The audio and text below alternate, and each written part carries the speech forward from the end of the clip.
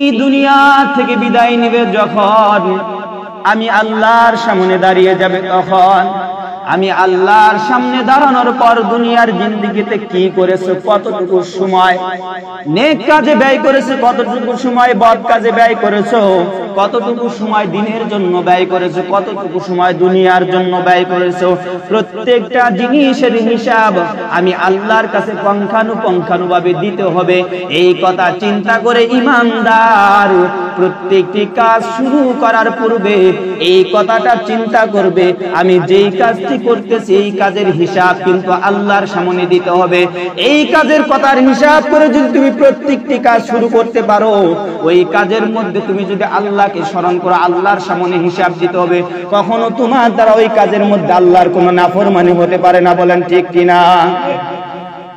এজন্য আল্লাহ পাক রব্বুল আলামিন বলতেছেন, ইত্তাকুল্লাহ ওয়াল তানজুরু নাফসুম মা কদ্দামাত লিগাদিন ওয়াত্তাকুল্লাহ ইন্নাল্লাহা খাবীরুম বিমা তা'মালুন। তুমি যেই কাজই করো না কেন প্রত্যেকটি কাজ সম্পর্কে আল্লাহ পাক রব্বুল আলামিন অবহিত, জানেন, দেখেন এবং শুনেন। বলি আল্লাহু আকবার। আল্লাহ শুধু দেখেন জানেন না, শুনেন, দেখেন এবং জানেন।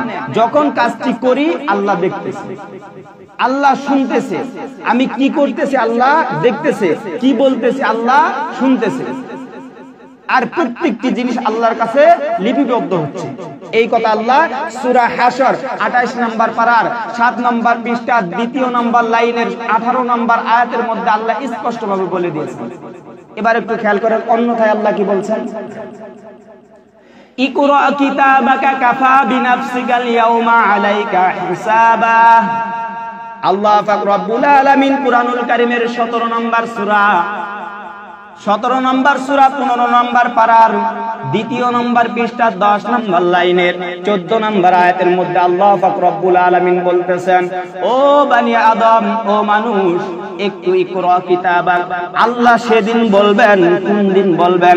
আল্লাহ হিসাব নেবেন যখন তোমাকে আল্লাহ ডেকে বলবেন তখন ইকরা পাঠ করো কিতাবাকা, তোমার আমলসমূহ, কাফা বিনাফসিকা, তুমি নফসের জিন্দেগিতে, তোমার হায়াতের জিন্দেগিতে যা কিছু করেছো, আলাইকা হিসাবা, আজকে তোমার জিন্দেগির, তোমার জীবনের হিসাব দেওয়ার জন্য তুমি নিজেই যথেষ্ট।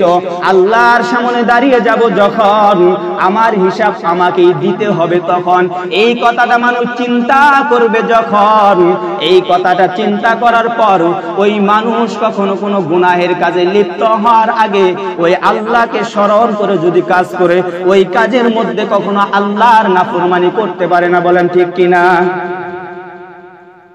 আল্লাহ সূরা হাশরের 18 নম্বর আয়াতের মধ্যে বলে দিলেন, মানুষ তোমরা ভয় করো আমি আল্লাহকে, ঈমানদারেরা, এবং তুমি যা করতেছো কাল আল্লাহর সামনে হিসাব দিতে হবে।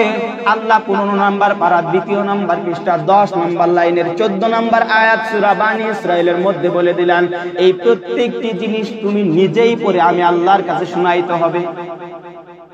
এই দুইটা জিনিস যদি মানুষ চিন্তা করে আমি কি করতেছি আল্লাহ দেখতেছে, আর কিয়ামতের দিন এগুলো আল্লাহর সামনে প্রেরণ করা হবে, আর এগুলো প্রেরণ করার পর আমাকে আমার জিন্দেগির হিসাব আল্লাহর সামনে দিতে হবে, কোনো ফাঁকিবাজির উপায় নাই। তাহলে ওই মানুষের দ্বারা কখনো নাফরমানির কাজ হতে পারে না। এবার আসুন আমরা জানি, তাহলে এটি হলো কি মাস? রজব মাস। প্রত্যেকটি জিনিস একটি হিসাবের মধ্যে সীমাবদ্ধ আছে। আপনি চিন্তা করেন, ব্যবসা করেন, এই ব্যবসাটার দিন শেষে আপনি হিসাব করেন। চাকরি করেন, মাস শেষে আপনি হিসাব করেন কত টাকা বেতন পাবেন, কত টাকা খরচ করবেন, কত টাকা আয় হবে, প্রত্যেকটা জিনিসের হিসাব করেন। কিন্তু আপনার জীবনের হিসাব আপনি ছাড়া কেউ করবে না। আপনার মৃত্যুবরণ করার পর আপনার সম্পত্তির হিসাব আপনার সন্তানেরা পুঙ্খানুপুঙ্খানুভাবে কি করবে? হিসাব করবে, বন্টন করে ভাগ করে নেবে। কিন্তু বাবা সন্তানেরা কখনো চিন্তা করবে না আমার বাবা এটা কিভাবে উপার্জন করেছে। আপনার মৃত্যু হয়ে যাবে যখন, স্থাবর অস্থাবর প্রত্যেকটি জিনিসের হিসাব তারা করবে, কিন্তু আপনাকে নিয়ে তারা কোনো হিসাব করবে না, আপনার কথা চিন্তা করবে না। এজন্য আল্লাহ বলতেছেন, ইমানদার তুমি নিজে তোমার কথা হিসাব করো, তুমি নিজে তোমার কথা চিন্তা করো, কারণ তোমার কথা তোমাকেই চিন্তা করতে হবে এবং তোমার জিন্দেগির হিসাব আমি আল্লাহর সামনে যেহেতু তোমাকেই দিতে হবে, এজন্য তোমার কথা তুমি চিন্তা করো। তুমি অন্যের কথা চিন্তা করার আগে নিজের কথা চিন্তা করো।